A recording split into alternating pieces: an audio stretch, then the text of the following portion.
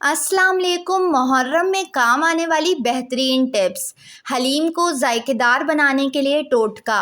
मुहर्रम के महीने में बहुत से लोगों के यहाँ हलीम बनती है और मज़ेदार हलीम बनाने के लिए इस टिप पर अमल करें। आज से पहले आपके घर इतनी मज़ेदार हलीम नहीं बनी होगी।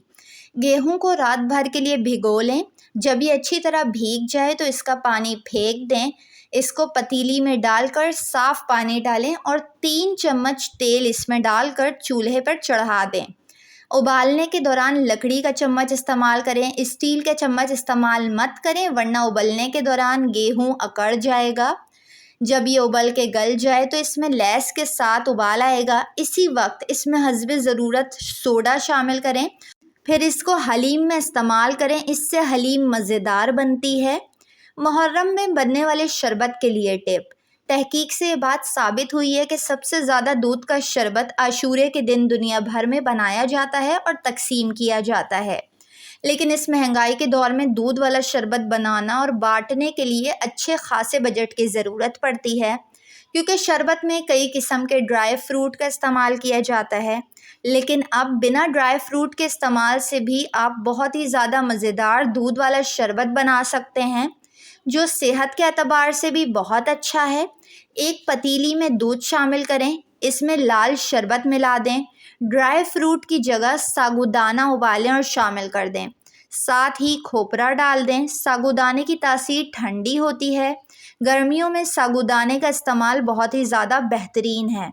साबूदाना शामिल करने से दूध वाले शरबत का जायका नया और बहुत ही मज़ेदार हो जाता है, जो पीने वाले को भी बहुत अच्छा लगता है और आप अपने बजट में रहकर बहुत से लोगों में तकसीम भी कर सकती हैं।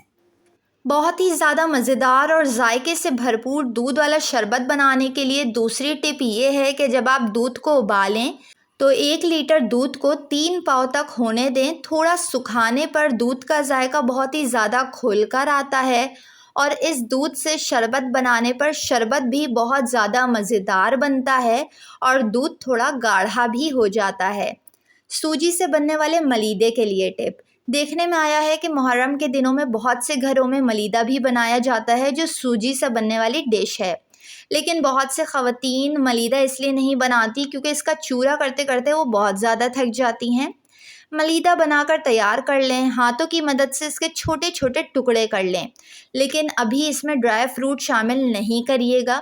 आखिर में इन छोटे टुकड़ों को चॉपर में डालकर अच्छी तरह पीस लें। बारीक सफ़ूफ बन जाए तो अब इसमें ड्राई फ्रूट शामिल करें। बेहतरीन किस्म का मलीदा तैयार है, जो आप दूध में डालकर खाएं और लुत्फ़अंदोज़ हों। चना पुलाव और बिरयानी। चना पुलाव बनाने के लिए बाज़ औक़ात ख़वातीन रात को चने भिगोना भूल जाती हैं, जिसके बायस इनको काफ़ी ज़्यादा मुश्किलों का सामना करना पड़ता है। अगर चना भिगोना भूल जाएं, जब भी आपको याद आए उस वक्त चने भिगो दें और इसमें बेकिंग सोडा शामिल कर दें और पकाते वक्त इसको कुकर में चढ़ा दें। चने फ़ौरन गल जाएंगे। अगर सफ़ेद चने की बिरयानी पका रही हों तो 15 से 20 मिनट के लिए सफ़ेद चनों को गला लें। बिरयानी या पुलाव के चावल खिले खिले बनाने के लिए चावल उबालते वक्त इसमें 1 चम्मच सिरका शामिल कर दें। चावल खिले खिले बनेंगे। सिरके की जगह 1 चम्मच नींबू का रस भी शामिल किया जा सकता है। रोट के लिए टिप। मुहर्रम के मौके पर मलीदे के साथ साथ ख़वातीन रोट भी बनाती हैं, जो मैदे और सूजी से बनने वाली डिश है, लेकिन थोड़ी ही देर में ये रोट नरम पड़ने लगते हैं। रोट को ज़्यादा दिनों तक खस्ता रखने के लिए इसको एयर टाइट डब्बे में रखें और डब्बे में टिश्यू का एक टुकड़ा रख दें, ताकि जितनी भी नमी हो टिश्यू अपने अंदर जज़्ब कर ले और रोट काफ़ी दिनों तक खस्ता रहेंगे। वीडियो को लाइक और चैनल को ज़रूर सब्सक्राइब कर लें।